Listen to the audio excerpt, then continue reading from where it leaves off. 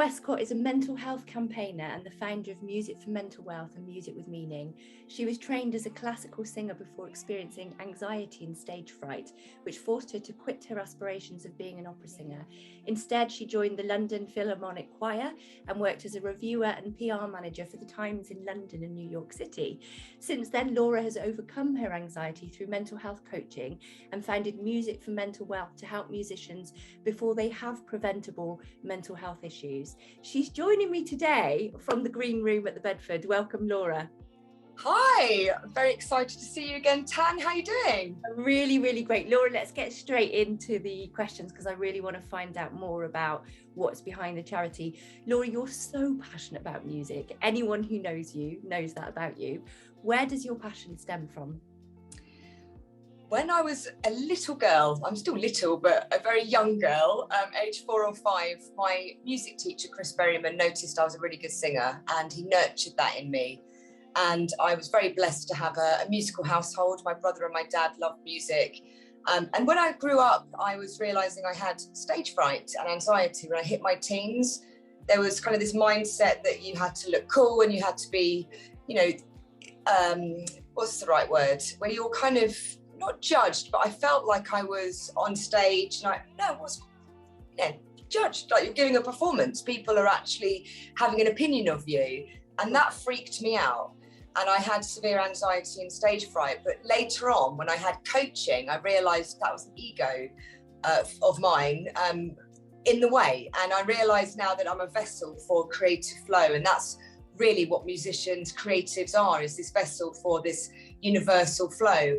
And I didn't realize that in my teens. And I felt like a big block that when I was on stage that people were actually judging me, not the performance. So coaching massively helped. So hand in hand goes my passion for music and now helping people before they really have the anxiety and stage fright that I had and other mental health disorders. That's incredible. And because, Music for Mental Wealth, as you said, the preventable, rather than treating somebody who's already going through things. It's such an amazing charity. What would you say separates it from the other charities?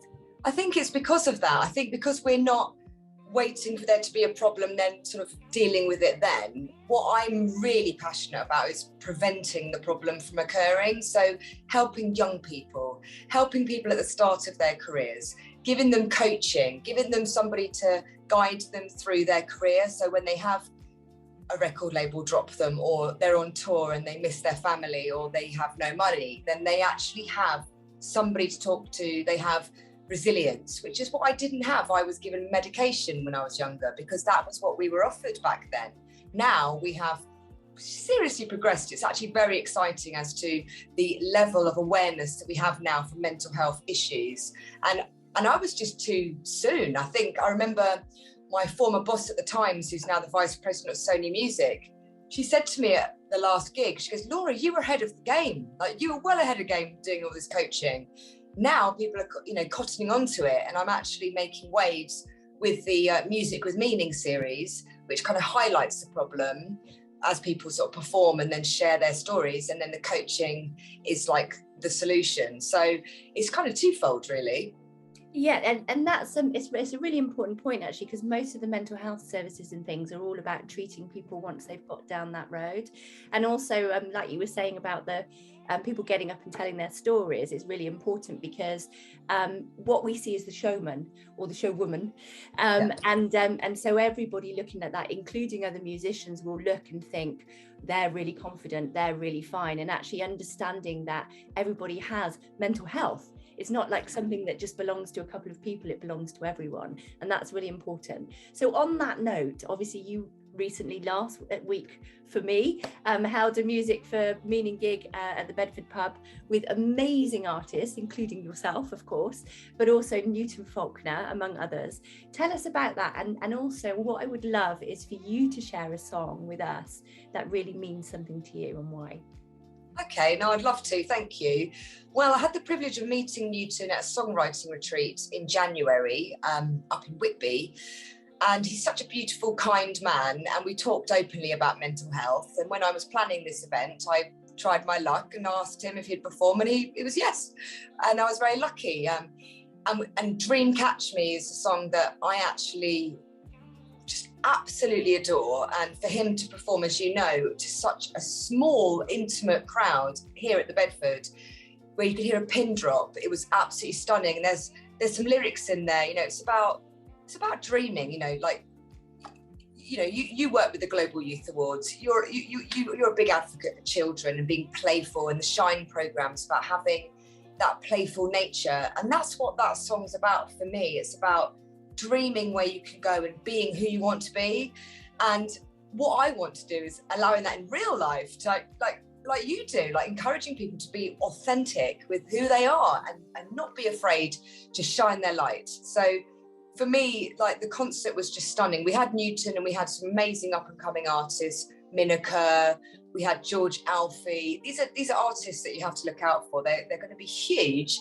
And we had Tiggy and her mum, Judy Zook, she had an amazing song a couple of decades ago, Stay With Me Till Dawn, and she was our surprise artist that performed. And her daughter performed with, well, two of her daughters performed with her. It was just like a family unit. So what I'm creating with Music for Mental Wealth is this family vibe that people can just join in, share stories, you know, with music about mental health, and feel like they belong somewhere. That's really important to me. Yeah, well, and being, you know, honoured to be at the gig myself, I just had goosebumps, especially when Newton Faulkner was playing. Like you said, the intimacy of that setting, and to be able to see these incredible artists. I mean, you really do attract in some incredible people, which is amazing. And yes to being playful and authentic, because you know that is essentially what we're designed to do as human beings. And I think music and creativity go hand in hand with that. So you're also a mental health ambassador for Awareness Ties, and have appeared a few times, but not in this capacity. How did you get involved with that, and why do you think it's so important? I think it was you, wasn't it, that got me involved? I was like, hang on a minute, is that?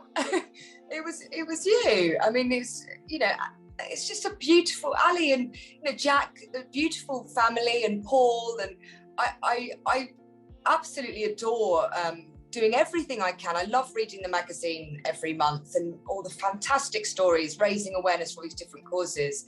It was a natural fit for me because I love solving problems like you do. You know, it's like, there's a problem, how can I help? You know, I'm always that person, how can I help? So mental health ambassador, I sing, as you mentioned. I did perform at the gig the other day, and it was one song, and I have overcome my anxiety to some extent. I still get nervous. I got nervous on the day, and I don't watch the videos back because I'm too embarrassed. But you know, I know that if I watched it back, I would see nerves. But practice makes perfect, and that's why I'm actually here at the Bedford as well, is practicing hosting. And with regards to AwareNow, I mean, I'm a singer for them, and I you know, do the Aura music meditations, which people can listen to online. But it's much more than that. It's about, you know, what can we do in terms of solving problems? It's lovely to have music that you can listen to help you sleep and relax, which is something I love doing and I want to continue doing. But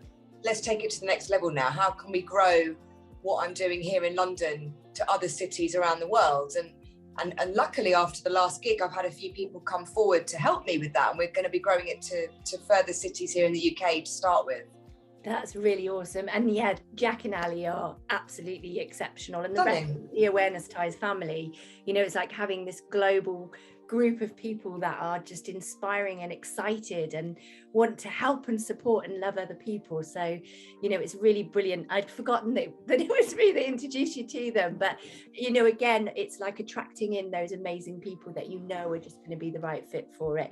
And of course, I think that's the thing, you know, if you look back at the video, you would probably see your nerves, whereas most people in the audience wouldn't see that, because we tend to be the biggest judges of ourselves, don't we? And overanalyze when we see ourselves in that situation. So of course that's the case.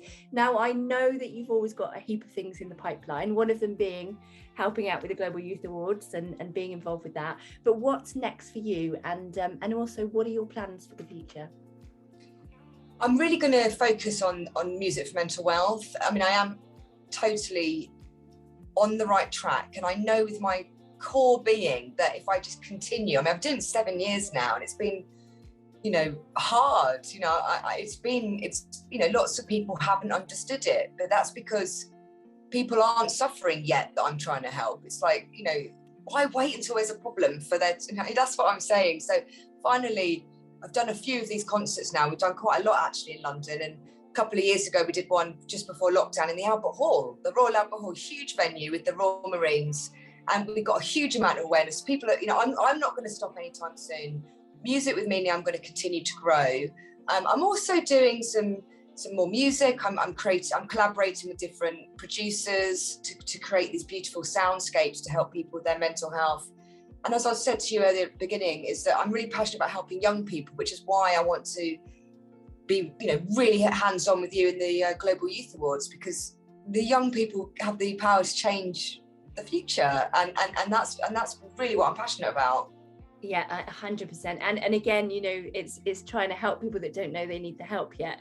And I think that's a really important thing, actually, is helping people to understand just because you don't think you need it now, help yourself before you need it in the future. So that's a really important message. And I'm loving music that's coming out at the moment. Your performance of Sandstorm was absolutely spot on, and of course I love it even more because I was with you in Cape Town when it was written, so it has a very special meaning to me, as you know. How can artists and other people, obviously you're attracting in these bigger names now, and I know that's part of you just going, I'm not going to take no for an answer, but how can artists and other people get involved in terms of getting help with music for mental health, but also supporting it and also music with meaning? Yeah, well, we've got a website, musicformentalwealth.com, but the bursary fund that we've set up, which is basically the reason I do the concerts as well, is to raise money for the bursary fund. So we pay the artists, and any money that's left over goes to the bursary fund so we can provide coaching. What I'm really aiming for is for the music labels to be involved and for them to have artists coached that are signed to them. That could be like the norm, you know, like as soon as an artist is signed, they get coaching. That to me should be the norm. So for people that want to get involved at the moment, we do have some coaching resources available. So yeah, just go onto the website or email info@musicformentalwealth.com. We're also on Instagram and Facebook, and it's very easy to find us and just drop us a line and tell us what you need, and we'll do our best to help. And if we can't help, if you're like, because coaching isn't clinical, so if somebody has psychosis or schizophrenia or something like that, then obviously coaching isn't relevant. So we have to signpost them to somebody that's professional in that capacity to help them. So I would be definitely willing to hear from people, and if I can't help, then I'll make sure that I can find someone that can. Excellent. And I think you've hit the nail on the head there. It just, as soon as you said it, I'm like, oh my gosh, it makes so much sense that as soon as somebody's assigned to a music label, they're also assigned to somebody that can give them mental health coaching. It sounds really, really simple, but it's probably the most basic thing that any artist needs. I mean, you hear of all these artists with burnout, you know, everybody going to massive extremes in terms of impacting their stress and anxiety levels. It's a no-brainer. So of course we're going to share all of the links so that people can get in touch. And I know that you're, you know, always on the lookout for people that want to collaborate or people that can support in any particular way. So I would really, really highly recommend to anybody that's watched this and have been inspired by it to get in touch with you, regardless of what the reason is, because I know that there'll be ways that you can collaborate together. Yeah, people can perform as well, obviously. Like, we're always looking for performers. We've got a new partnership with the Phoenix Arts Club in Charing Cross, and we're going to be doing some gigs there. You know, it's going to grow. And also we did the campaign online during the pandemic, as you know, and that's still going. So if people aren't in the UK and they're like, how can I get involved? I'm a musician, but I don't think I want coaching yet.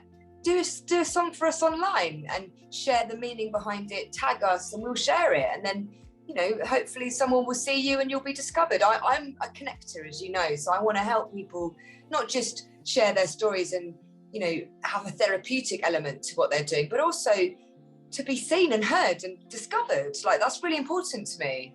Yeah, beautiful. And I think if they search for the hashtag music with meaning, they can find a lot of the amazing artists that have already performed for that. So that's brilliant. Thank you so much, Laura. Especially, I know that you're hosting tonight, so to take the time out to chat to us is really brilliant. Thanks very much. Thank you. you.